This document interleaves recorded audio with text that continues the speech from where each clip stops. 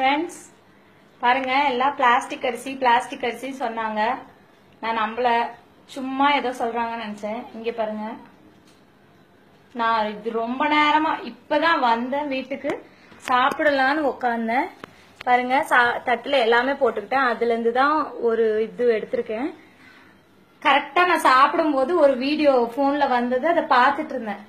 பார்த்தா அது இது நான் முந்தா நேத்து வாங்கின அரிசி. இது சாப்பிடும் போது என் ஹஸ்பண்ட் சொன்னாரு, இது டேஸ்ட் நல்லா இல்ல, இது சாப்பாடு மாதிரியே இல்ல அப்படின்னு சொன்னாரு. சரி, ரைஸ் மாத்திட்டு வேற வாங்கிட்டோம். பட் ஆல்ரெடி நான் காலையில வடிச்ச சாப்பாடு இது. பாருங்க, நான் நம்பவே இல்ல. இது என்னதான் எவ்வளவு நேரமா நான் இதை பிசைறேன், இது என் கையில ஒட்டவே இல்லை. உண்மையான அரிசி இப்படி எல்லாம் இருக்காது.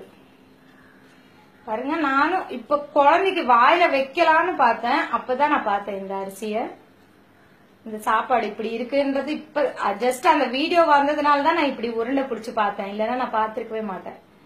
பாருங்க, பவுன்ஸ் ஆகுது பாத்தீங்களா? இத நான் கண்ணார பாக்கலன்னா நான் உண்மையிலே இதை நம்பி இருக்க மாட்டேன்.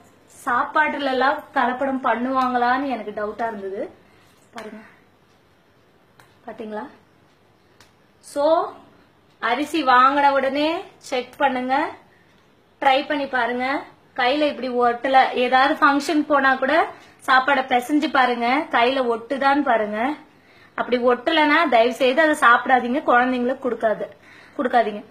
2 டேஸா நான் தெரியாம இந்த சாப்பாடு தான் என் குழந்தைங்களுக்கு கொடுத்துருக்கேன். இதனால என்ன விளைவுகள் வரும்னு எனக்கு தெரியல, பயமா இருக்கு. ஸோ ப்ளீஸ் இதை ஷேர் பண்ணுங்க எல்லாருக்கும்.